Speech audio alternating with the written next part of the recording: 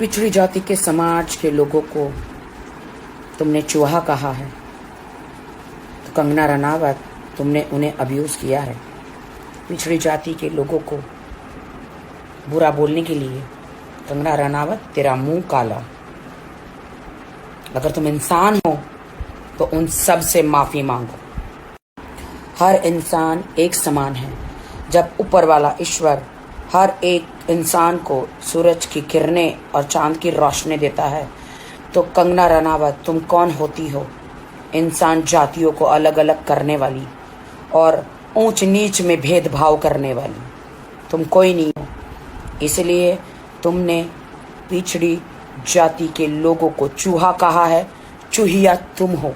सो चूहे खा के हज को चली कंगना रनावत, तो तुम हो चूहिया, ना कि हमारे लोग हैं। हिंदुस्तान का संविधान पढ़ो।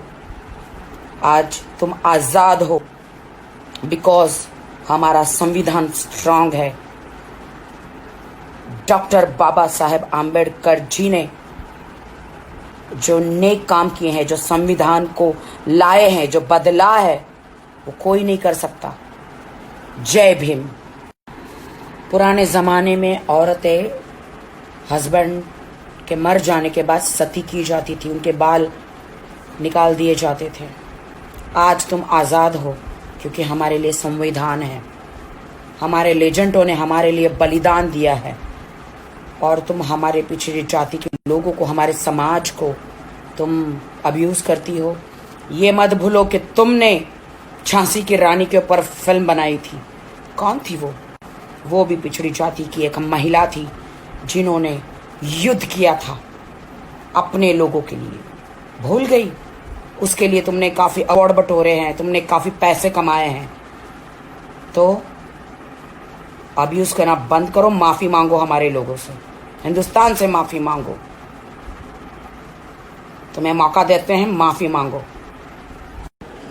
तुम्हें सिर्फ अधिकार है नेपोटिज्म और सुशांत के न्याय के बारे में आप बात करो।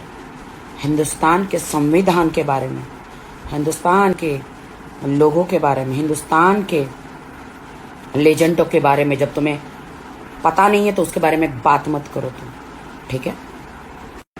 तुम आरक्षण को ख़त्म करना चाहती हो, तुम संविधान को बदलना चाहती हो। तुम जैसे लोगों का मुंह काला हो और हम जैसे लोग ये नहीं होने देंगे। हम देश के साथ हैं।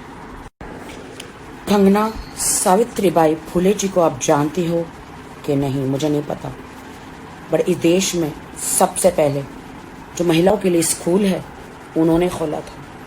तो आज तुम पढ़ लिख कर इतना चबड़ करती हो तो तुम्हें उन्हें धन्यवाद देना चाहिए, उनकी आरती उतारनी चाहिए, उनको पूजा करनी चाहिए। क्योंकि पिछले ज़माने जो पहले हुआ करता था कि औरत विधवा हो जाती तो उन्हें कोने में बिठा दिया जाता था, उनका खाना पीना अलग हुआ करता था, उनके बाल मुंडवा दिए जाते थे, उनको सती कर दिया जाता था। औरतों के लिए कोई भी सुविधाएं नहीं थी। तो इनका शुक्रगुजार करो कि आज तुम आज़ाद हो। सब फीमेलें आज़ाद है। इतिहास पढ़ो। अगर दिमाग में बुद्धि काम नहीं कर रही है, इतिहास पढ़ोगे तो पता चल जाएगा कि सावित्रीबाई फुले जी ने कितने अच्छे काम किए। कंगना रनावत, संविधान पढ़ो। संविधान नहीं होता तो तुम्हें जौहर करना पड़ता, और अनफॉर्चुनेट अगर तुम विधवा हो जाती तो तुम्हें सती हो जाना पड़ता, एक कोने में बैठे रहना पड़ता, संसार से अलग कर दिया जाता और तुम दूसरी शादी भी नहीं कर सकती थी। इसीलिए संविधान पढ़ो, सोचे समझे बगैर मत बोलो। संविधान ना होता तो आपको सती कहलाना पड़ता। संविधान ना होता तो आप ये पढ़ लिख कर स्कूल भी नहीं जा पाती, कुछ नहीं कर पाती। यहाँ तक जो बॉलीवुड में आके जो तुम स्टार बनी हो, हम बने हैं स्टार, जितने भी स्टार बने हैं लोग, संविधान नहीं होता तो इतने कामयाब भी हम नहीं होते, और महिलाएं खास करके इतनी आगे नहीं बढ़ पाती। बहुत सारे लोगों की माँओं ने बर्तन मांज कर, सड़कों पर झाड़ू लगाकर अपने बच्चों की परवरिश करी है। तो उन लोगों को तुम अब्यूज़ मत करो। ईश्वर न करे कि तुम्हारी माँ ने ऐसा कुछ तुम्हारे लिए किया हो लोगों के बर्तन मांजकर, सड़कों पर झाड़ू लगाकर, लोगों के टॉयलेट धोकर तुम्हें पढ़ाया हो। अगर तुम्हें अच्छी परवरिश मिली है तो वो संविधान को धन्यवाद कहो, ईश्वर को धन्यवाद कहो। तो दूसरों को, पिछड़ी जाति के समाज को तुम अब्यूज मत करो।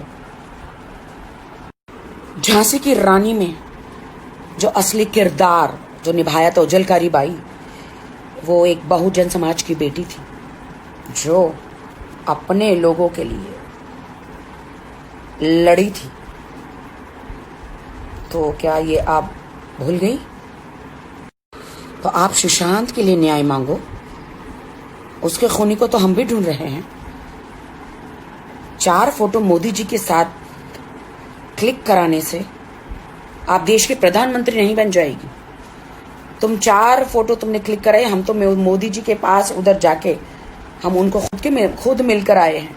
और मोदी जी से एक बार नहीं 2-3 बार हम मिले हैं, लेकिन हमने कभी नहीं सोचा कि हम देश को हाथ में ले लेंगे। मोदी जी के साथ 4 फोटो खिंचवाने से, मोदी जी को 2-4 बार मिलने से तुम खुद को प्रधानमंत्री समझ के बैठी हो क्या? गलतफहमी में जीना बंद करो कंगना रनावत।